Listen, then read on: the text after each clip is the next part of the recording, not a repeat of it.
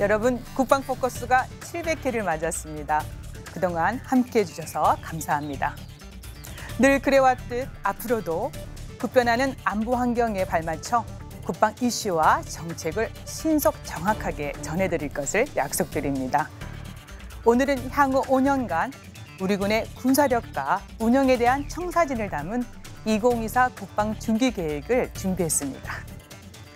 전방위 안보 위협에 주도적으로 대응하는 군, 첨단 과학기술을 기반으로 정예화된 군, 선진화된 국가에 걸맞게 운영되는 군. 이게 실현된다면 5년 뒤 우리 군은 어떤 모습일까요? 국방 포커스 지금 시작합니다.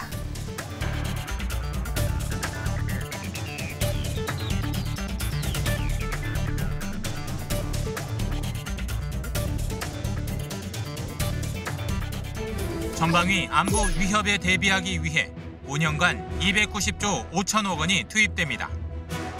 우리 군의 핵심 군사 능력 확보를 위해 첨단 전력 확보에 역점을 뒀고 병력과 부대 수는 줄지만 전투력은 강화될 수 있도록 재원을 배분했습니다.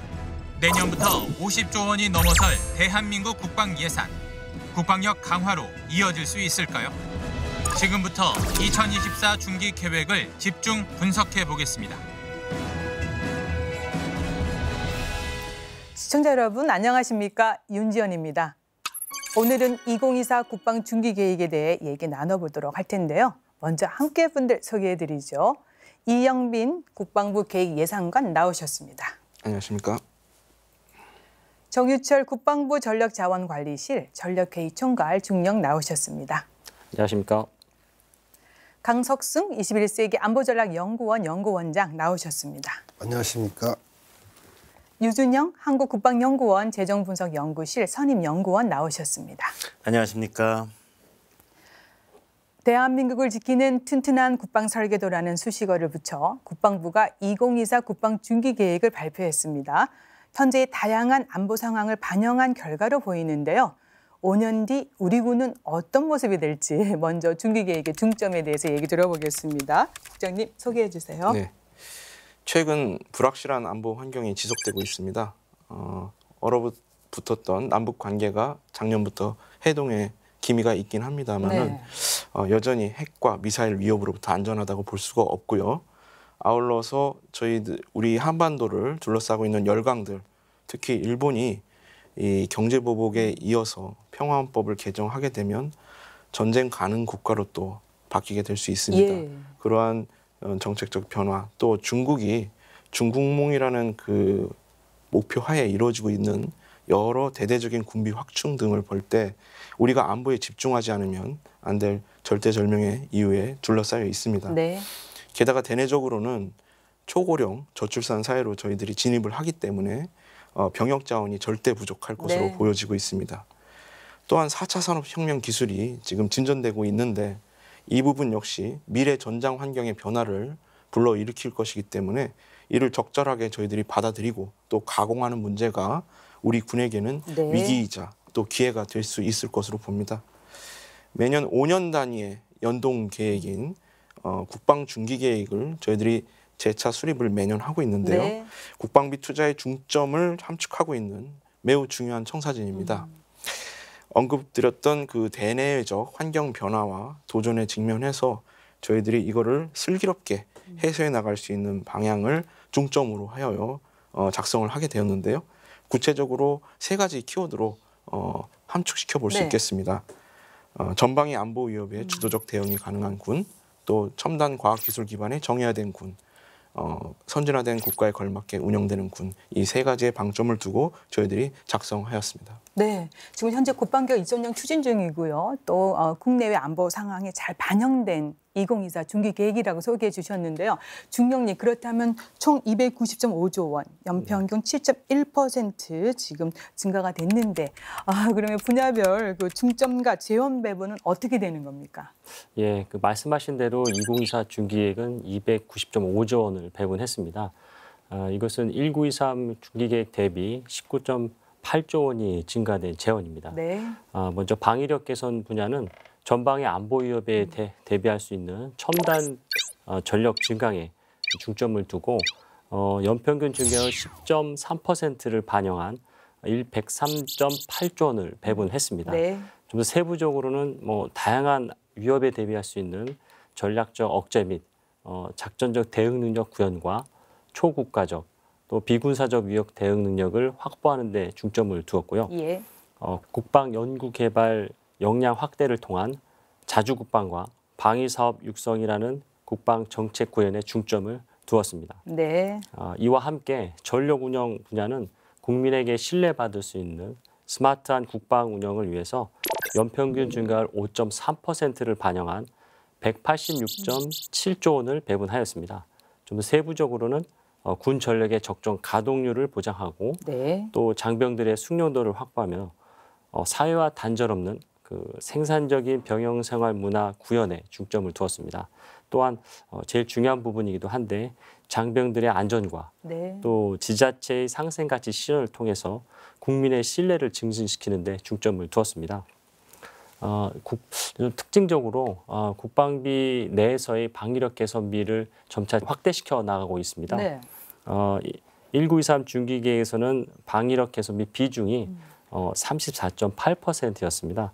그러나 2024 중기계획에서는 35.7%로 0.9%가 더 확대되었습니다. 네, 지금 2024 이제 중기 계획에 대해서 분야별 중점과 또 재원 배분 설명해 주셨는데 이제 방위력 개선비가 좀 증대된 게 눈에 띄는 대목이기도 하고요. 원장님, 이번 계획안 중점과 추진 사항에 대해서 어떻게 평가해 볼 수 있을까요? 네, 지금 우리가 살고 있는 한반도는 지구상 다른 어떤 지역보다도 주변 관련국들 간의 이해 충돌 상당히 많아지고 있고 또 거기에 따른 군비 증가 움직임도 상당히 큽니다. 네. 이렇게 이 지역은 상당히 불확실성이 증대하고 있는 지역이다. 이렇게 우리가 볼 수 있겠는데요. 이런 지역, 이 한반도에서 한반도의 안정과 평화를 공고히 구축하기 위해서 국방부가 어떻게 보면 야심차게 내놓은 거죠. 네. 야심차게 내놓은 이 중기 계획이 국민들과 함께 할 수 있는 또 국가 안보를 책임질 수 있는 그런 살아있는 계획으로 네. 이렇게 평가받았으면 좋겠다는 것이 제 생각입니다. 네, 정말 중요한 점 꼭 지적해 주셨는데 박사님도 다른 의견도 있을 것 같은데 어떻습니까? 사실 전반적인 내용에 대해서는 우리 정중령님께서 잘 설명을 해주셨고요. 조금 특징적인 것과 또 국가 재정적 관점, 국가 경제적 관점, 또 몇 가지 중점 사안 중에 제가 조금 지적하고 싶은 부분들을 말씀드리겠습니다. 말씀하셨다시피 이제 저희가 많이 늘어났습니다. 근데 보면은 2024의 기간 동안에 저희들이 배분이 되어 있는 상황을 보면은 상당히 2022년까지 네. 모든 많은 집행들이 재원이 집중되어 있는 경향이 좀 있습니다. 그러다 보니까 이제 과거 1923보다는 연평균 증가율이 좀 감소됐습니다. 7.5%에서 이번 2024는 7.1%로. 근데 그것이 조금 정책적인 이유겠죠. 여러 가지 말서 또 국방개혁 2.0을 조기에 실현하겠다는 의지가 보이는 부분은 있습니다. 근데 이 재원 배분 부분에서 다시 한 가지 굉장히 중요한 점은 저희 같이 이쪽 분야, 국방 예산 분야를 연구하는 사람들은 항상 전력 운영비와 방위력 개선비 간의 균형감이 굉장히 중요하다는 겁니다. 네. 방위력 개선비에서 어떤 장비를 무기를 사더라도 전력 운영비와 같이 동반되지 않으면은 전력을 유지할 수 없거든요. 네. 그런데 최근 들어서 말씀하셨다시피 방위력 개선비가 상당히 집중되다 보니 불균형이 다소 심화된 경향이 있었지만 이번에 발표된 2024에서는 많이 완화되어가는 네. 모습을 보이는 것도 좋은 긍정적인 부분이라 할 수 있습니다. 국가재정적으로 봤을 때는 재정당국의 중기계획이라고 할 수 있는 국가재정운영계획. 가장 최근에 발표된 182를 발표보면 정부 총지출을 예상했던 것은 그 기간 내에 7.3%입니다. 그런데 우리가 동기간 겹치는 우리 이번 국방 중기계획을 보면 증가율 7.1%라는 거죠. 이런 것은 국방비 비중이 점차 정부 지출에서 좀 감소되는 부분이 있을 수도 있다. 우선순위가 떨어질 수도 있다. 더군다나 문제가 되는 것은 182의 국가재정운영계획에서 보면 국방 부분의 증가율을 6.5%로 매우 낮춰놓았습니다. 그렇다면 이 앞으로 향후에 있어서 우리가 국방 예산의 획득 여건이 그게 긍정적이기만 하지 않다. 지금 굉장히 빠르게 증가하고 있지만 향후에는 그럴 수 있지 않을 수도 있다는 우려가 있을 수 있습니다. 또 GDP 같은 경우를 보게 되면 우리나라 지금 현재 경기 여러 가지 전망이 그렇게 밝지만은 않습니다. 계속 하향 조정하고 있고요. GDP에 대해서. 이렇다면 또 어떤 부분에 있어서 GDP 대비 국방비의 비중은 솔직히 말해서 굉장히 빠르게 증가하는 것처럼 보입니다. 네. 이런 거는 또 국방에 대한 어떤 비판적 여론, 너네 GDP가 대비 너무 빨리 증가하는 거 아니나, 이런 어떻게 보면은 조금 오해의 소지가 될 수 네. 있는, 왜곡될 수 있는 비판적 여론이 조성될 수 있다는 우려도 함께 보입니다. 네. 중점 사항들은 앞서 우리 정중령님께서 잘 설명을 해주셨죠. 몇 가지를 보면 우리가 중점 사항이라고 이름을 붙여놓은 군 전력 100% 발휘 보장, 이것이 바로 중요한 전력 운영비와 방위력 개선비의 균형감입니다. 네. 이번들에 대해서 많은 중점 사항을 갖고 계시기 때문에 이번 2024 기간 동안 기대를 해볼 수 있겠고요. 예. 병영 생활 개선에 대해서는 저는 의료 체계의 문제 같은 경우도 상당히 뭐 군 외상센터라든가 수술 집중 병원이라든지 이런 부분들에 대해서 굉장히 많이 신경을 쓰고 있습니다. 예. 그러나 군이 모든 것을 자체적으로 해결한다는 부분, 좀 어렵지만 그런 방향을 갖고 있으면서도 또 실손보험 확대를 통해서 민간병원 진료비 지원은 또 확대되고 있는 점은 정책적으로 약간 충돌은 있습니다. 네. 근데 이런 부분들도 조금 한편 살펴봐 주셨으면 좋겠고요. 그다음에 스마트 국방 운영 같은 경우를 봤을 때는 4차 산업혁명 기반의 스마트 국방 혁신이다. 저는 가시적이고 단기적인 효과, 막 얼른 뭔가 많이 네. 달라지는 모습 같은 걸 할 것이 아니라 좀 근본적이고 장기적이고 기초적인 데에 대한 우리 투자, 이런 계획들이 집중이 됐으면 좋겠고, 이번 2024에서 어느 정도 그런 부분들이 잘 좀 반영이 되어 있는 것 같아서 예. 굉장히 긍정적으로 평가하고 있습니다. 네, 전반적으로 이제 긍정적으로 평가해 주셨는데 또 부분적으로 개선이나 보완은 꾸준히 필요할 것 같습니다. 네, 계속해서 2024 중기계의 분야별 상세 내용을 꼼꼼히 살펴보겠습니다. 먼저 전력 운영 분야의 중점을 반영한 상세 내용은 어떤 것이 담아져 있는지 국장님 소개해 주세요. 네. 전력 운영 분야는 이 무기 획득을 주로 하는 방위력 개선비와는 달리 현존 전력을 운영하고 또 장병들의 의식주 또 복지를 책임지는 그런 것에 기초를 두는 예산이 되겠습니다. 186.7조 원 정도가 이제 향후 5년간 네. 투자가 되는 것으로 되어 있는데요. 이것을 4가지 중점을 통해서 한번 분석을 해보겠습니다. 첫 번째, 군 전력의 적정 가동률 보장 및 숙련도 확보라는 중점이 되겠습니다. 첨단 무기가 이제 획득만 되는 게 아니라 운영 유지되는 것이 굉장히 중요한데요. 예. 저희들이 군 전력의 가동률을 적정선으로 보장되도록 할 수 있게 해서는 PBL이라든지 LTS 같은 신군수 지원 제도가 지속적으로 여러 장비에 확대 적용될 수 있도록 하여야 합니다. 네.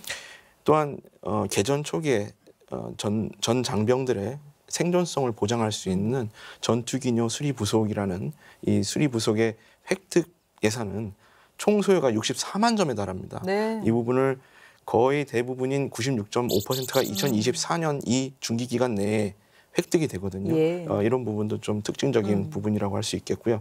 전체적으로 군수 지원을 강화하는데 6조 3,198억 원을 저희들이 배분을 했습니다. 또한 2024년까지 군단급과 사단급 과학화 훈련장을 총 16개소로 구축하는데 저희들이 많은 투자를 하고 있는데요. 네. 이렇듯 교육 훈련과 체험식 정신전력 강화 이런 부분을 위해서 5,119억 원을 반영한 바 있습니다. 또 군사적 위협만이 아니고 현대는 다양한 위협이 지금 잔존하고 있습니다. 예. 사이버, 테러, 재난 등의 위협에 대응하기 위해서 저희들이 초국가 비군사적 위협이라고 네. 명명을 하는데 이 부분에 대비한 역량 강화를 위해서 2,451억 원을 또 반영했습니다. 두 번째 중점 사항은 첨단 기술 기반의 스마트 군으로의 도약입니다. 먼저 높은 숙련도를 지닌 우리 간부 위주로 인력 구조를 변화시키기 위해서 예. 이 인력 구조 변환에 소요되는 인건비 3조 1,401억 원을 편성하였습니다. 그리고 예비역의 평시복무제도 활성화, 또 과학화 예비군 훈련장을 현재 202개소에서 40개소로 통폐합하는 등의 예비군 정예화에 9,607억 원을 네. 투자할 계획입니다. 또한 개인 전투 장비 체계, 일명 워리어 플랫폼이라고 네. 부르죠. 이 부분에 대한 소요들을 1,124억 원으로 편성을 했고요. 지능형 스마트 부대를 위한 소요 2,056억 원 등 국방 운영에 4차 산업혁명 기술을 접목할 수 있는 예산을 총 6,388억 원을 투자하게 됩니다. 네. 세 번째 중점은 사회와 단절 없는 생산적 복무 병영 문화 구현입니다. 간부주거 지원이나 병영생활관 현대화, 또 장병의 급식질 개선 등 기본적인 인프라 개선에 16조 9,136억 원이 투자가 되고요. 예. 병봉급 인상이라든지 또 자기개발 비용 같은 부분에 12조 582억 원, 또 국군 외상센터 건립 이후에 운영 비용 등 네. 의료 체계 개선에 1조 1,409억 원이 투자가 됩니다. 마지막 중점은 장병 안전, 지자체 상생가치 실현으로 군 신뢰를 회복하는 것이 되겠습니다. 유해 환경으로부터 우리 장병뿐만이 아니고 국민의 안전을 보호하기 위한 차원에서 성명 건축물 해체 등에 총 1조 3,717억 원이 투입이 되고요. 네. 또 국민 편익 증진을 위한 차원에서 군 유휴시설 철거라든지 해해 강한 경계 철책에 제거하는 데에 7,272억 원을 투자할 예정입니다. 네, 잘 싸워서 이기는 군을 만들어야 되고요. 또 국민 편익 증진까지 전력 운영 분야에 꼼꼼히 담겨 있습니다. 네 가지 중점에 대해서 좀 살펴보겠습니다. 이제 지난 2017년에 자유한국당 김학용 의원이 한반도 전시 대비 전투기녀 수리 부속이 턱없이 부족하다는 지적을 했습니다. 이에 군 당국은 예산 요구 대비 절반 수준만 반영돼 고단가 품목을 구매하지 못했고 2025년까지 100% 확보하겠다고 밝혔는데요. 그래서요, 박사님, 여기서 얘기하고 있는 전투기녀 수리 부속이 무엇인지, 그리고 이번 중기 계획에 이제 반영은 됐습니다. 예. 어떤 부분에 좀 더 보완할 점이 있는지, 아니면 뭐 잘 됐는지 의견 주시겠습니까? 네, 뭐 전투 기녀 수리 부속 말 자체가 일반 분들이 잘 인식하지 못하는 거죠. 말 그대로입니다. 전시에 가장 우선적으로 필요한 전투 장비의 정비 지원을 위한 수리 부속을 얘기하는 겁니다. 그래서 이 전시 대비해서 비축해 놓는 것을 의미하는 건데요. 중기계획 반영 사항을 보면 아까 저희 계획예산관께서 말씀해 주셨듯이 이제 2024년까지 거의 대부분을 확보를 하고 25년까지 100% 확보를 목표로 계획하고 있다라는 부분에 대해서는 이제 중기계획상엔 잘 반영되었습니다. 네. 근데 이게 항상 문제가 되는 것, 또 특히나 이제 지금 중기계획에 있는 거는 전투 초기의 핵심 전투 장비 중심인데요. 아시다시피 전시 장비라든지 전시 부속품은 여러 면에서 우선순위가 좀 떨어지는 경향이 있습니다. 무슨 소리냐면 아까 말씀드렸다시피 전력 운영비가 축소가 되든가 이런 경우 했을 때 아무래도 지금 평시지 않습니까? 그럼 전시 부분에 대해서 비축량을 줄이거나 또는 그걸 사용해서 또 실제 사용을 한다든가 해서 목표적인 어떤 비축량을 확보하지 않는 그렇게 되는 경우가 상당히 빈번하게 발생합니다. 그랬기 때문에 아마 그러한 지적이 나왔을 겁니다. 이런 건 굉장히 현실적인 부분이고 그렇기 때문에 저희들 같은 경우도 전력 운영비와 방위력 개선비 간의 불균형이 확실히 방위력 개선비를 위해서 전력 운영비가 위축되는 상황은 일어나지 말아야 된다는 그 부작용이 이런 겁니다. 따라서 중기 계획대로 정말 진행되기를 잘 바랍니다. 그리고 실제적으로는 아마 또 어려움이 있을 겁니다. 이럴 경우에 있어서 이번에는 계획대로 제발 진행되어 주기를 간절히 희망합니다. 예.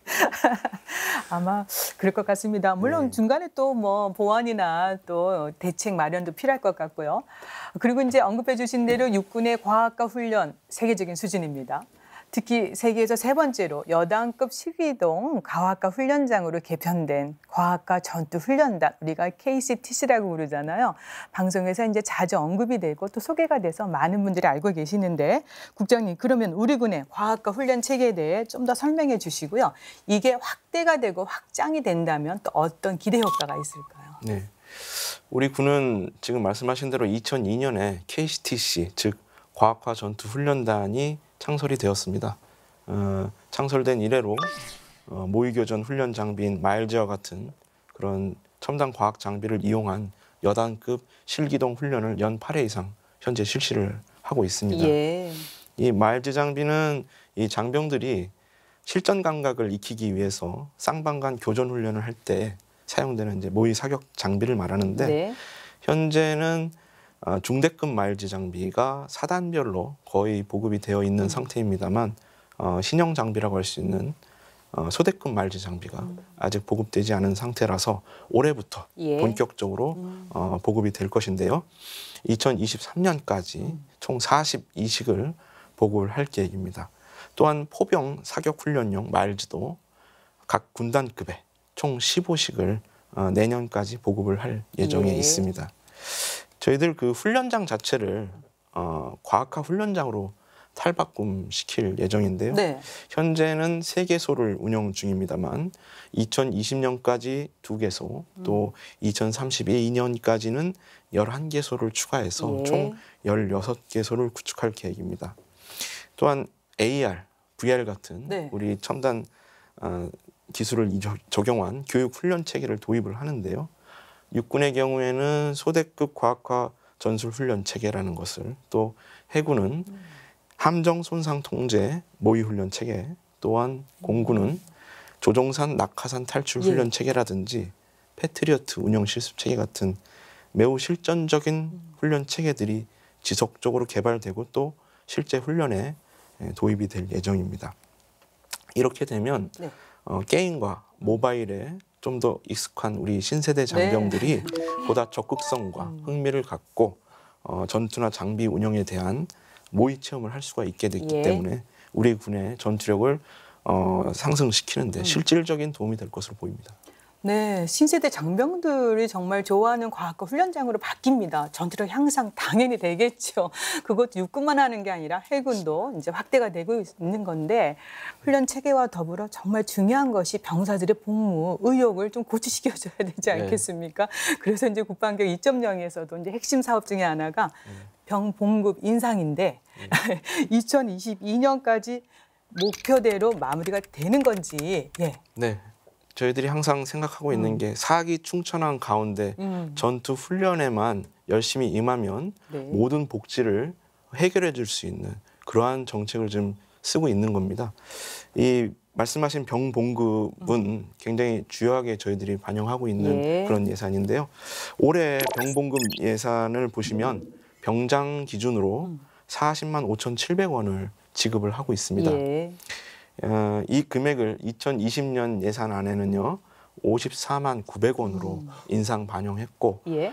2022년에는 국정과제에 따라서 최종적으로 목표했던 67만 6,100원으로 인상할 계획입니다. 예. 통상적으로 병영생활 기본 경비가 우리 병사 한 명당 대략 월별 28만 원 정도가 소요된다고 보고 있습니다. 네. 따라서 이렇게 병봉급이 인상이 되면요. 예를 들어 병장은 매달 40만 원 수준까지는 경비를 소진하고 나서도 네. 여윳돈이 생길 수가 있고 이것을 이제 저축을 할 수가 있는 거죠. 네. 이렇게 되면 신규 입대한 병사가 최종적으로 전역할 때 약 600만 원 정도의 목돈을 마련해서 전역할 수 있다는 계산이 좀 나옵니다. 네. 그래서 전역 후에 복학하는 병사들이 좀 많다라는 현실을 감안하면 대략 한 학기 등록금 정도를 준비해서 좋은 시드머니로 활용할 수 있을 것으로 보입니다. 2022년까지는 지금 말씀하신 그게 그대로 실현된다는 얘기입니다. 아, 예. 갑자기 제가 기운이 나는 것 같습니다. 네. 정중정님 이제 계속해서 방위력 개선 관련해서 지금 말씀을 들어보겠습니다. 그러니까 2024 네. 중기 계획에 반영된 방위력 개선비 중점 사항에 대해서 상세하게 말씀해 주시겠습니까? 예.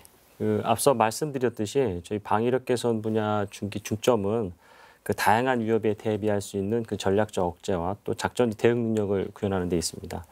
또 테러, 또 재해재난과 같은 추가적 초국가적 비군사적 위협 대응 능력을 확보하는 데 있고요. 또 국내 연구개발 역량 확충을 통한 자주국방 및 방산육성 정책 구현에 중점을 두고 있습니다. 네. 이를 위해서 저희 핵 WMD 위협 대응 등 그 전략적 억제 능력 확보에 34.1조 원을 배분했습니다. 예. 또한 그 한국은 핵심 군사 능력과 군 구조 개편 능력 등 작전전 대응 능력 구비에는 56.6조 원을 배분하였습니다. 또한 4차 산업혁명을 견인할 수 있는 국방연구개발 및 그 방산진흥에는 23.3조 원을 배분해서 네. 국방중기계획을 진행할 수 있도록 이렇게 배분하였습니다. 네, 그랬군요. 이제 중기계획 발표 이후에요. 언론에서 가장 많이 주목했던 사업이 하나 있습니다. 바로 한반도 주변과 원해 해양권의 보호를 위한 대형 수송함 2라는 사업명으로 진행될 경항모 건조가 아닐까 싶습니다. 사실은 90년대부터 꾸준히 필요성이 제기됐지만 추진이 되지 못했던 사업인데요. 이번에 어떻게 예산 책정이 가능했는지 많은 분들이 궁금해하시고요. 일본의 경항모와 중국의 항모 건조에 대한 대안적 측면이 있지 않느냐라는 얘기를 많이 하십니다. 네, 이게 맞는 표현입니까? 어떻습니까? 먼저 첫 번째 질문에 답변드리면 이번 중기계에 반영된 그 대형 수송함은 다변화된 위협과 또 불확실한 안보 환경 속에서 우리 군에게 새롭게 요구되는 어떤 능력을 구현할 수 있는 미래지향적인 함정이라고 할 수 있습니다. 네. 이러한 측면에서 중기계획에 반영이 되었다 이렇게 말씀을 드릴 수 있겠습니다. 두 번째 질문은 현재 이 대형 수송함 2는 그 유사시 그 신속한 대규모 수송이 가능하고 또 기동 전개가 가능합니다. 원해에서는 해상기동부대 작전 수행과 재해재난을 지원하는 등 다양한 임무를 그 수행할 수 있는 다목적, 다기능 그런 함정입니다. 네. 따라서 어떤 주변국의 그 항모 건조 추세에 대응한다는 개념에는 조금 맞지 않다 이렇게 밝혀드립니다. 예, 말씀드리겠습니다. 근데 이제 장기 소유를 결정했다가 한 달 만에 이렇게 중기 계획으로 바뀌어서 예산이 책정이 됐기 때문에 주변의 안보 상황 그리고 주변 국가들의 움직임도 또 생각하지 않을 수가 없습니다. 그래서 유 박사님, 이 엄청난 예산이 투입되는데 무리가 없을까요? 꼭 필요한 것 같습니다. 설명 들어보니까 어떻게 생각하십니까? 네, 뭐 필요하죠. 필요한데 이게 이제 정부의 강한 의지가 굉장히 반영된 결과입니다. 그렇기 때문에 이제 장기 소요로 책정이 됐다가 이번에 들어가게 됐습니다. 근데 저는 이제 예산의 운영적인 관점에 대한 부분들을 많이 말씀을 드리는데 이러한 이 장기적인 대형 사업들 이런 사업들은 사전에 소요 검증이라든지 타당성 검토가 굉장히 철저하게 이루어져야 됩니다.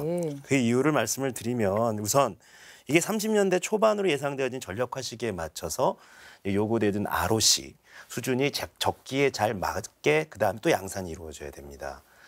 근데 과연 그럴 수 있는지 아직 기술적인 여부를 완전히 확보했다고 보기 어렵거든요. 네. 항상 많이 늦어집니다. 또 하나는 이렇게 대형 사업의 경우가 검증 과정을 철저히 해도 사실 잘 안 되는데 이것이 이제 그렇게 되지 않을 경우 사실 어쩔 수 없는 부분이죠. 네. 이렇게 되면 또 큰 규모의 증액이 요구됩니다. 이렇게 되면은 이미 진행된 또 예정된 사업들한테 이미 진행이 되고 있기 때문에 이 사업은 멈출 수가 없고 영향을 주게 됩니다. 이것이 또 아까 말씀드린 파생적으로 전력 운영비의 축소까지도 갖고 옵니다. 파생 효과가 굉장히 커지고요. 또 이러한 장기간의 이런 큰 사업들은 중간에 정책이 바뀌는 경우도 생깁니다. 이렇게 되면 지난 세월에 투자했던 돈들이 아직 다 끝나지도 않았는데 변화가 된다든가 이런 게 사실은 꽤 빈번하게 있었습니다. 아주 많다고는 할 수 없겠지만 사실 있었습니다. 그래서 이런 부분들에 대해서 조금 절대적으로 제가 볼 때 상당한 주의와 앞으로 철저한 검증이 일단 굉장히 필요하다고 생각합니다. 네. 예. 타당성 검토도 말씀해 주시고 검증도 필요하다. 아마 계속해서 좀 그쪽으로 좀 진행을 시켜주셔야 예산 낭비 없을 것 같습니다. 그런데요, 경항공모함 건조 공식화 그리고 신규 사업인 합동 화력함 건조에 대해서 이제 어떻게 추진될 예정인지 이제 하기로 했기 때문에 계획대로 추진될 경우에 이제 우리가 어떤 기대 효과를 또 생각해 볼 수 있을까요? 네, 정준영님 말씀해 주시겠습니까? 먼저 그 한반도의 지정학적 위치를 고려해 볼 때 그 해양에서의 권익보호를 위한 적정 해군력의 확보는 매우 중요합니다. 이 점을 먼저 말씀을 드리고요.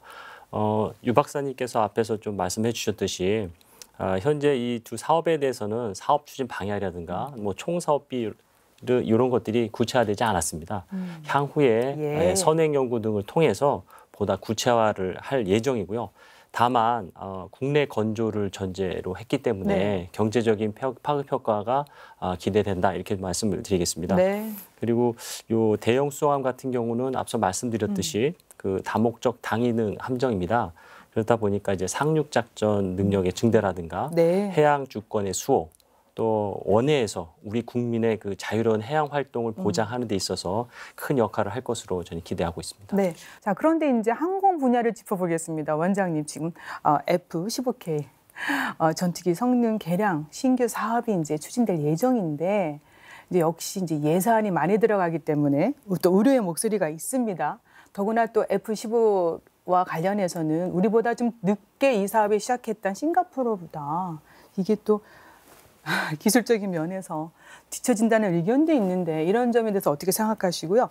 또 이번 중기 계획에 반영이 됐습니다. F-15K 신규 사업 이거에 대해서 좀 운영을 좀 이렇게 의견을 좀 주시겠습니까? 네, 이 F-15K라고 하면 우리가 이제 속칭 동북아 지역에서 최강의 전투기다 이런 평가를 받지 않습니까? 그런데 이 F-15K가 그동안 몇 가지 문제점이 있었습니다. 뭐 잘들 아시겠지만 일단은 2006년도 또 작년에 또 추락하지 않았습니까? 네.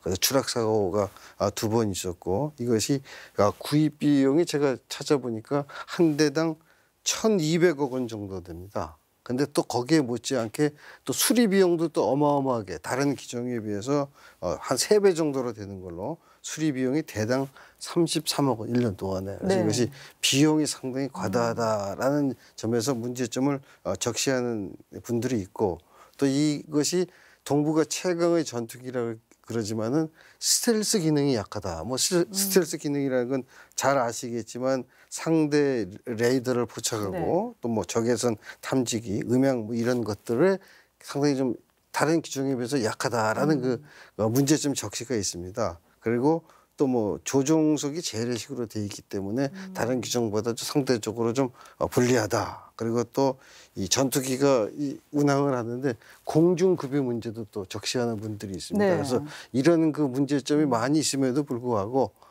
일단은 동북아 최강의 전투기라는 그 말에 버금갈 수 있도록 상당히 큰 전투력을 가지고 있으니까 우리가 이런 거 아까 싱가포르 말씀을 해주셨지만은 싱가포르에서 발견된 문제점을 우리가 앞으로 F-15K를 구입할 때는 그 문제점을 보완해서 그걸 해결하는 기종을 갖다 들여올 수 있도록 이런 노력이 필요하지 않을까 그렇게 생각됩니다. 네, F-15K 전투기 성능 개량 사업 필요한데 이제 막대한 예산이 들어가기 때문에 막 원장님께서 지적해 주신 그런 게 좀 보완됐으면 좋겠고요. 그리고 또 굉장히 중요한 이슈입니다. 한반도 정거를 중심으로 한 감시 정찰 능력 강화. 이게 또 전적권 전환하고도 맞물려 있기 때문에 정말 필수적인 사업인데 군 정찰 위성 전력화 사업 이게 제한이 그동안 많았었는데 왜 그랬는지 궁금하고요. 계획대로 진행이 잘 되고 있는지 또 잘 된다면 어떤 기대 효과가 있는지 중령님 좀 설명해 주시겠습니까? 예. 그 국가 위성 구축 차원에서 그 관련 부처 간의 그 이혼으로 인해서 사업이 다소 지연됐던 것은 사실입니다. 하지만 올해 각 부처 간의 협의를 통해서 그런 것들이 이제 다 완료가 되었고 또한 국가우주위원회에서 군 정찰 위성에 대한 사업 추진 승인이 완료되었습니다. 네. 따라서 계획대로 이 전력화가 이루어질 것이라고 생각을 하고요.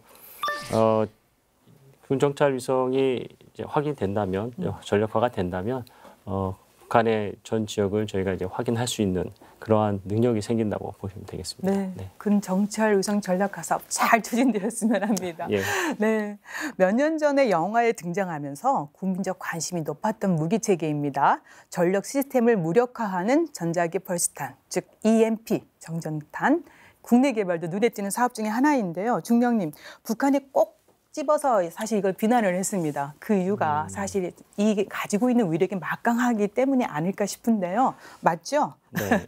이게 어떤 무기 체계이고 개발이 완료됐을 때 기대 효과 또 필요할 것 같습니다. 어떤 점이 우리가 또 기대하면 좋을까요?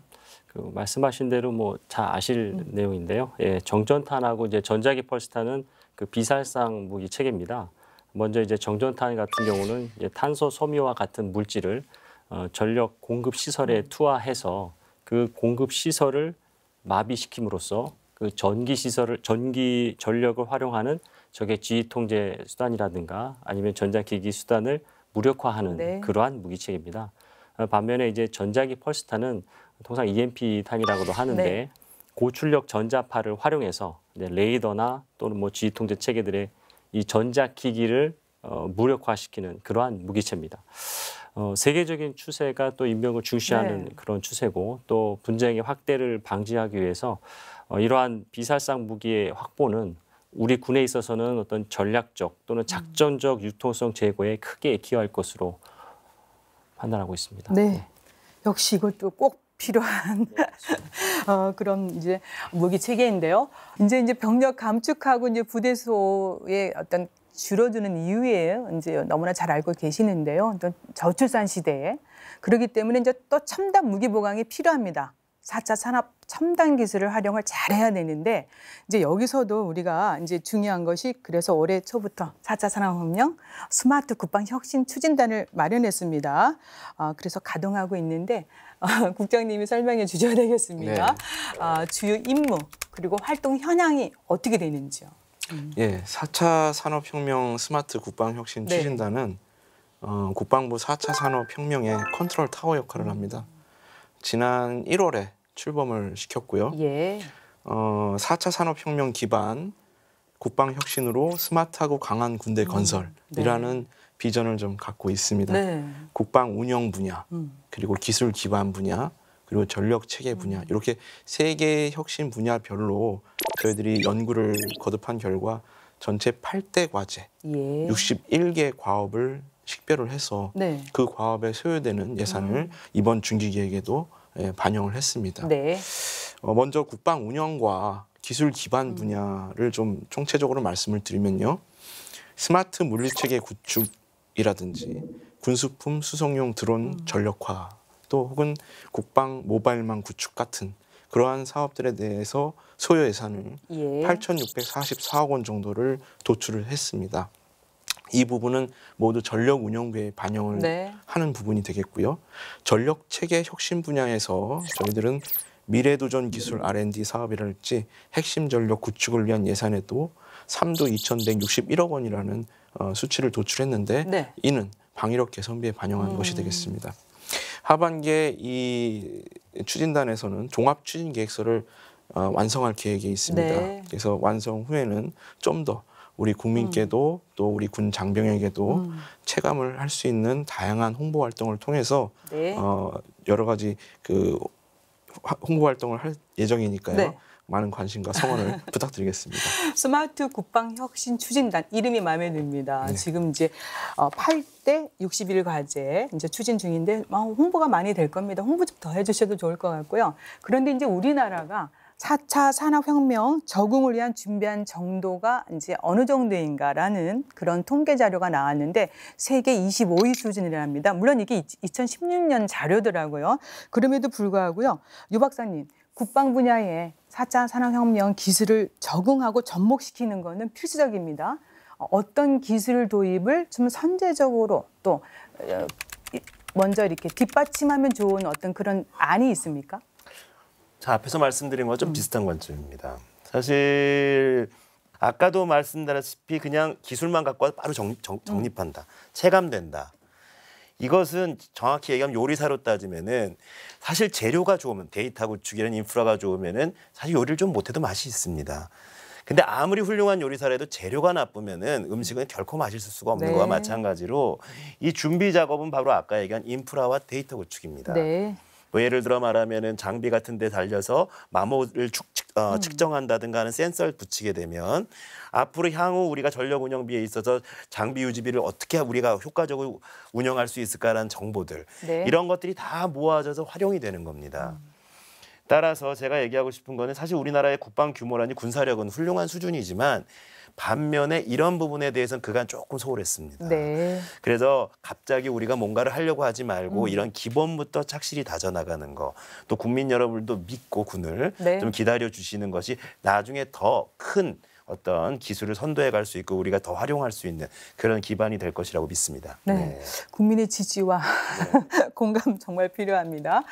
지금 국방부 내에 또 스마트 국방 혁신 추진단도 만들었습니다. 바로 인프라 구축을 하기 위한 맞습니다. 그런 일을 하는 것이 아니겠습니까?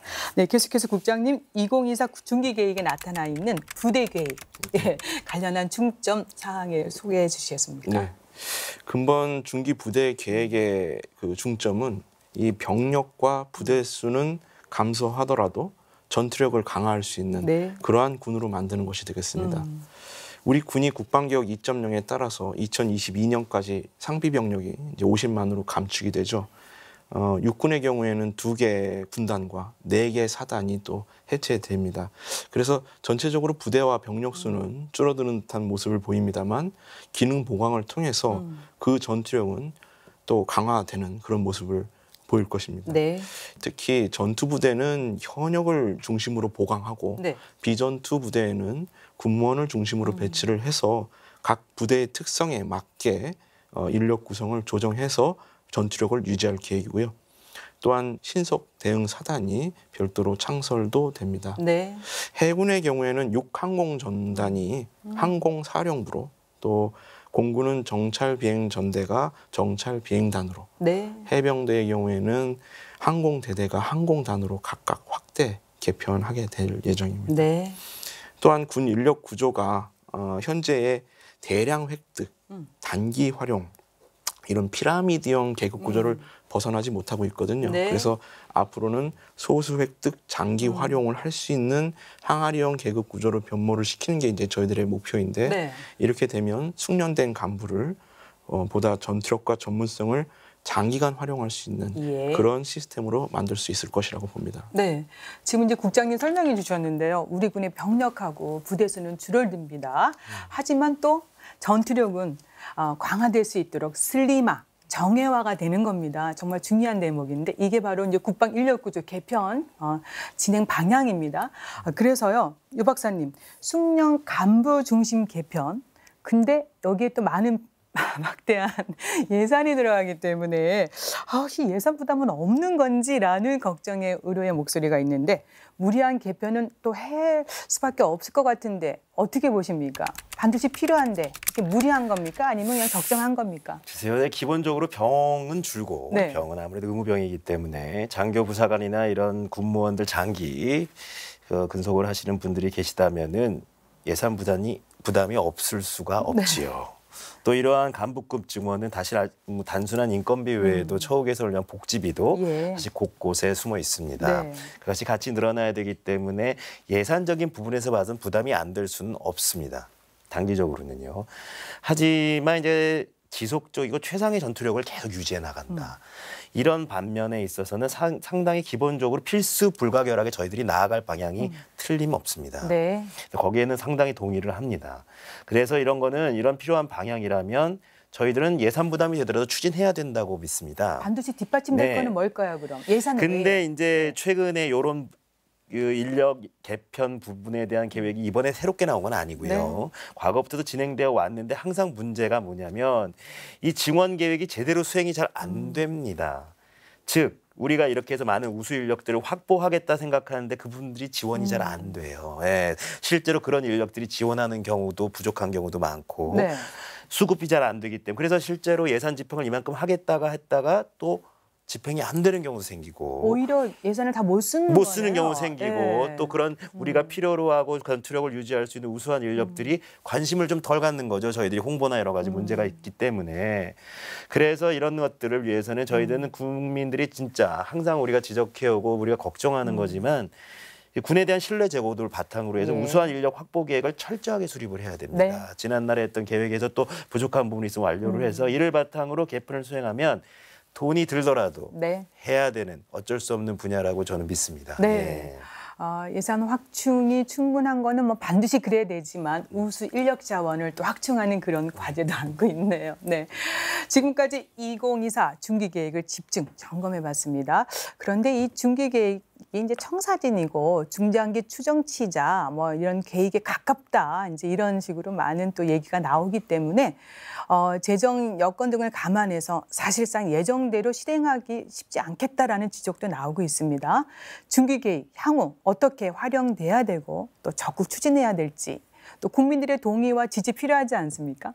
얻기 위한 방안은 무엇인지에 대해서 의견을 좀 듣겠습니다. 원장님 먼저 해주셔야. 네. 일단 그 문자 그대로 계획 아닙니까? 네. 계획은 현실적 재반 여건을 고려해서 우리가 미래를 조망하는 건데, 일단 계획대로 추진할 수 있도록 추진을 해야 되겠죠. 네. 그러나 이 재정 여건도 아까 말씀하셨는데 보다 더 중요한 것은 우리가 모두에 말씀드렸다시피 한반도의 주변 정황이 상당히 불확실합니다. 그러니까 미국이나 일본이나 중국이나 러시아, 특히 북한이 동향 같은 거를 예의 감안을 해갖고 네. 추이를 감안을 해서 우리가 그걸 충분히 이 국방 계획에 반영할 수 있도록 계획은 계획대로 추진해 나가되 네. 수시로 수정 보완하는 예. 조치가 반드시 필요할 겁니다. 네. 그러면서 수정 보완을 할 경우에는 큰 사안 같으면 국민들을 대상으로 해서 이러이러한 이유 때문에 이렇게 예산을 정해갈 수밖에 없었다든가 이것을 국민들에게 알려드리고 네. 국민들이 안심하고 국방부, 군을 믿고 생업에 종사할 수 있도록 그런 그 조치가 필요하지 않을까 저는 그렇게 생각합니다. 네, 유 박사님도 의견 주세요. 네, 뭐 국방 중위기에서는 원장님께서 잘 설명해 주셨는데요. 아시는 바줄이 계획예산관님이 제일 잘 아시지만 국방부에 있어서 예산 편성의 기본 원칙은 사실 중기계획을 바탕으로 단년도 예산 편성을 요구하는 겁니다. 예. 즉 중기계획에 올라가지 않은 것은 단년도 예산 편성에 태우지 않는다. 이런 원칙을 가지고 국방부는 추구해 왔습니다. 그런데 사실 과거에는 말입니다. 국방당국과 재정당국 간의 여러 가지 이유로 인해서 사실은 국방당국은 중기계획을 조금 과장되게 편성하는 경향이 있었고 재정당국은 여러 가지 재정운영 계획을 수립한다든가 예산 편성 심의를 할 때 국방 중기계획을 거의 심도 있게 고려하지 않습니다. 네.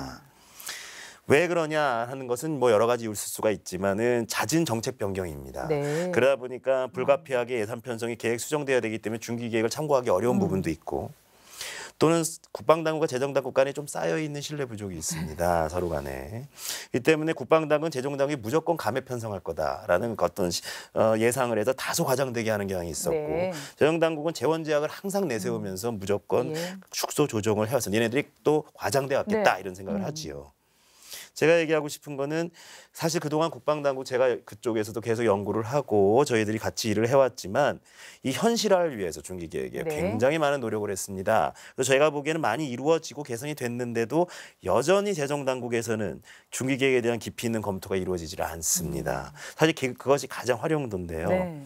그러다 보니까 이것이 사실은 실제로 재정운영계획 같은 기재부나 재정당국의 중기계획을 세울 때 국방당국하고 긴밀한 협조 관계를 가져서 중기계획을 바탕으로 같이 검토하고 이런 것이 돼야 되는데 그런 게 안 되고 그러다 보니까 또 어떤 잦은 정책 변경 같은 경우에 의해서 중기계획 했던 거 다 없어지고 새로 다시 이런 것들이 사실은 국민들에 대해서 군에 대한 신뢰가 하락할 수밖에 없는 겁니다. 항상 중심을 가지고 우리가 어떠한 정책 변경보다는 아주 저희가 굳게 나가야 되는 모습에서 궁극적으로 단기적인 체감이 아니라 그런 모습에서 사실 국민들은 군에 대한 신뢰를 가질 수가 있습니다. 따라서 저희들은 이런 부분들에 있어서 장기적인 목표를 수립하는 데 있어서 가장 근본적인 것인 중기계획을 가지고 흔들림 없이 수행해 나가야 되며 솔직히 국가를 운영하는 데 있어서 잘 알다시피 국방 이 부분은 필수 불가결한 순수 공공재고 정말 꼭 필요한 겁니다. 따라서 정부 당국이나 국방당국, 재정당국 모두 분명히 이걸 다 알고 있고 이것에 대해서 만약에 이루어지지 않는다면 어떻게 될까? 단순히 우리 국방 분야만 신뢰가 떨어질까요? 아닙니다. 정부 자체의 신뢰가 떨어집니다. 그래서 이런 책임의식을 가지고 그렇게 애써 만든 우리 중기계획 좀 제발 재정당국에서도 예산을 할 때부터도 깊이 있게 좀 고려를 해주시기를 간절히 부탁드리겠습니다. 정말 뜨끔한 정말 중요한 말씀해 주셨는데 국장님 어깨가 좀 무거워지실 텐데 어쨌든 기재부 등 유관기관과 협조 필요할 것 같습니다. 이렇게 애써 만드신 거 실현돼야 되지 않겠습니까? 다양한 요소가 반영이 됐습니다. 그래서 이제 계획대로 이게 실현이 된다면 내년부터 예산 50조 시대가 열리게 됩니다. 하지만 천문학적인 예산이 투입된다고 전력 증강이 이루어지는 것은 아닌데요. 역시 선택과 집중 그리고 효율적인 운영이 반드시 뒷받침돼야 됩니다. 끝으로요. 5년 동안의 청사진을 현실화하기 위해서 꼭 필요한 건 무엇인지 당부와 다짐의 말씀 듣겠습니다. 네, 원장님 말씀해 주세요. 제가 생각에는 아무리 장비가 우수하고 훌륭하다 그래도 장비를 운영하는 주체는 사람 아닙니까? 우리 국군 장병들이 이 장비를 활용하기 이전에 일단 굳건한 안보 의식을 좀 가져야 될 것 같습니다. 그리고 국민들도 마찬가지로 이 안보를 군에만 전적으로 의존하지 말고 전 국민이 대동단결해서 이 안보 의식을 고취해야 되고 즉 군, 관, 민이 혼연일체가 돼서 앞으로 어떻게 어디서 국지 도발이라든가 이런 것이 일어날 것을 염두에 두고 항상 만반의 태세를 갖추는 것이 필요하지 않을까. 그러니까 예산은 예산대로 투명하게 집행을 하되 우리 그 주체, 예산을 운영하는 주체인 국군 장병과 또 그들을 지지 성원하는 국민들 모두가 혼연일체가 돼서 이런 그 안보 의식을 고취하는 거 이것이 가장 중요한 것이 아닐까 저는 그렇게 말씀드리고 싶습니다. 네, 무기 체계만 향상되는 것이 아니라 장병들의 복지도 같이 향상되는 겁니다. 정말 꼭 필요한 예산입니다. 네, 중요한 말씀이십니다. 네, 유 박사님 의견 주세요. 네, 지금 현재 우리나라의 경제 상황, 국가 재정 상황을 한번 살펴보면은 이것이 조금 서로가 각각 다른 방향의 지표가 될 가능성이 좀 보입니다. 걱정이 많이 되는데 국방비 자체 규모는 사실 굉장히 과거에 비해서 빠른 속도로 증가하고 있습니다. 근데 우리가 항상 어떤 지표를 보기 위해서는 국가 재정 대비, GDP 대비를 사용합니다. 근데 국가 재정 대비를 봤을 때 국가 재정의 증가율이 엄청나게 높습니다. 네. 그러다 보니 오히려 그 비중은 국방 비중은 낮아지는 경향이 있고요. 또 GDP 같은 경우도 지금 현재 성장이 좀 많이 힘들어지고 있는 부분에 있어서는 오히려 국방비 비중이 높이 보이는 GDP 대비로 봤을 때 하는 것입니다. 근데 이런 것들을 갖다가 지표로 사용을 많이 합니다. 정책을 결정할 때. 근데 오로지 그 정무적 판단을 위해서 필요한 지표만 딱 보여주는 거죠. 자신들의 정책에 맞게. 이런 상황이 되면 사실은 국민들 같은 경우 바라보는 데 있어서 심각한 왜곡이 있고 정책 방향을 결정하는 데 있어서도 굉장히 왜곡이 생깁니다. 이런 부분들을 굉장히 조심해야 됩니다. 사실은. 아까도 말씀드렸다시피 국방 예산은 국가 수호를 위해서 가장 기본적이고 필수적인 필수 불가결한 순수 공공재라는 걸 잊어서는 안 됩니다. 따라서 이 정부 당국에서 그렇게 하지는 않지만 자꾸 뭐 재정 대비 우리 비중이 떨어지고 이렇게 된다는 것은 사실 그거 자체는 의미가 별로 없고요. 우리가 꼭 필요한 우리나라 수호를 위해서 꼭 필요한 돈은 정해져 있습니다. 그게 국가 재정이 많이 늘어나건 줄어들건 상관없습니다. 네. 어떻게 보면 좀 고려는 해야 되지만 경제 상황을 매우 경직된 경비입니다. 따라서 앞으로 이 국가 수호를 위해서 꼭 필요한 국방비에 대해서는 우리가 앞으로 향후 얼마나 획득을 할 수 있을까 걱정이 있지만 이 우선순위를 좀 부여할 필요가 분명하게 다시 한번 고려를 해봐야 됩니다. 그래야 우리가 그런 안정적인 확보가 가능하다고 해야 힘있게 중기계획, 장기계획을 할 수 있는 겁니다. 네. 언제 어느 때 꺾일지 모르는 예산 획득 상황, 그것은 결국은 중기계획이나 군의 계획을 왜곡되게 만들고 그것은 또 결국 국민들이 신뢰를 못하게 돼요. 맨날 군은 맨날 왔다 갔다 한다. 근데 결국은 그것이 여러 가지 면에서 국방력의 약화를 초래하게 됩니다. 따라서 제가 볼 때는 이번 이 중기계획 정말 많은 노력이 드는 거는 아마 옆에서 제가 지켜보고 같이 했었던 사람으로서 압니다. 밑에서부터 쭉 올라오는 정말 힘든 과정입니다. 이거를 또 작성을 해주신 국방당국에 저는 다시 한번 진짜 깊이 감사드리고요. 네. 이를 현실화하기 위해서는 국방당국도 흔들림 없이 중기계획을 바탕으로 예산 정책을 펴 나가야 되고 더불어 제일 중요한 정부당국, 재정당국 이러한 중기계획을 좀 깊이 있게 존중을 좀 해주십시오. 어떠한 상황이 나더라도 지켜주겠다는 마음이 있어야 그래야 우리도 할 수가 있는 겁니다.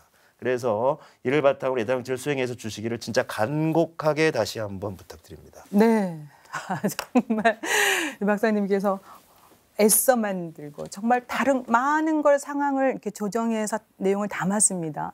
중기계획 우선순위 정해서 열심히 해야 된다는 말씀이신데 정준영님도 한 말씀 부탁드리겠습니다.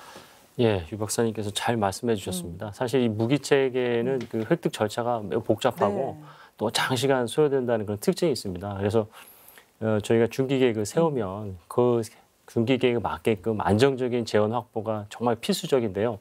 그 점에 대해서 유 박사님 너무 감사드리고 저희 입장에서는 그 재원을 확보하기 위해서 또 노력을 많이 하겠습니다. 또 적기 전력화가 필요하기 위해서는 이 사업이 원활하게 또 진행이 돼야 됩니다. 그래서 이 원활한 사업이 진행될 수 있도록 관계와 협조해서 적기 전력화를 진행할 수 있도록 그렇게 하겠습니다. 네, 감사합니다. 국장님 마무리 말씀 부탁드리겠습니다. 세계에서 국방 예산 수준을 지금 비교해서 보면 우리 대한민국의 국방 예산은 세계 10위 수준이라고 합니다. 이제 50조를 이제 2020년에는 정말 바라보고 있고요. 그간 양적, 질적 성장을 했던 것도 사실입니다. 하지만 한편으로는 또 갈 길이 멀기도 합니다. 290.5조라는 5년간의 재원을 단순 평균을 해보면 연간 58조 원이나 되고요. 실질적으로 2023, 24년에 가게 되면 60조 원을 넘게 되는 또 한 번의 도약을 이루게 되거든요. 근데 이런 것들이 정말로 현실화가 되려면 정말 저희들이 많은 실무적 노력과 함께 많은 분들의 공감이 있어야 될 것입니다. 이 계획이 안정적으로 추진될 수 있기 위해서는 연도별 예산 편성 시에 특히 재정 당국과 긴밀히 협력할 필요가 있습니다. 예. 제3 강조하지만 이 편성 과정은 이 국가 경제의 여러 지표를 고려한 상황 속에서 획득이 되고 도출이 되는 것이기 때문에 이 부분을 기재부와 저희들이 상시 협의하도록 하겠고요. 또한 지출 구조 조정 같은 재정 효율화의 노력도 저희들이 예. 계속 기울여야 합니다. 또한 안보 환경에 대한 평가를 계속하는 것도 예. 매우 중요한 부분이겠죠. 그래서 보다 저희들이 면밀한 검토를 통해서 현재 중기계획안에 반영되어 있는 여러 사업과 정책들을 세밀하게 좀 더 다듬어 나가겠습니다. 네. 2일 2호 중기계획도 저희들이 곧 이제 수립 예정에 있는 상황입니다. 예. 또한 현장의 목소리를 좀 귀를 기울여야 네. 할 것입니다. 우리 장병들의 실질적인 애로사항이 뭔지도 파악을 해서 저희들이 현실적인 계획이 되도록 하겠고요. 네. 국방부와 우리 군은 다시 한번 이 중기계획을 통해서 국방개혁 2.0이라는 중요한 저희의 개혁이 네. 반드시 실현될 수 있도록 하는 초석이 되게끔 반드시 끝까지 최선을 다해서 네. 실현시키겠습니다. 발로 뛰셔야 됩니다. 네, 감사합니다. 예산을 잘 짜서도 또 유관 기관이 이거를 허용해주지 않는다면 예산이 또 삭감될 수밖에 없습니다. 네, 잘 부탁드리겠습니다.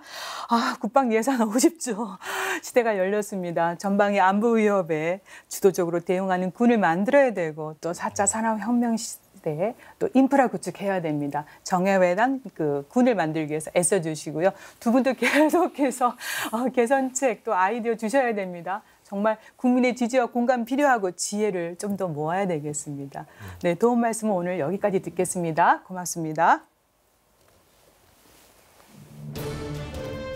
대한민국을 지키는 튼튼한 국방, 설계도가 마련됐으니 이제 완벽한 구현에 집중할 때입니다. 2024 국방 중기 계획의 차질 없는 추진을 기대해 보면서 국방 포커스 오늘 여기서 마치겠습니다. 시청해 주셔서 감사합니다. 다음 주에 다시 찾아뵙겠습니다. 안녕히 계십시오.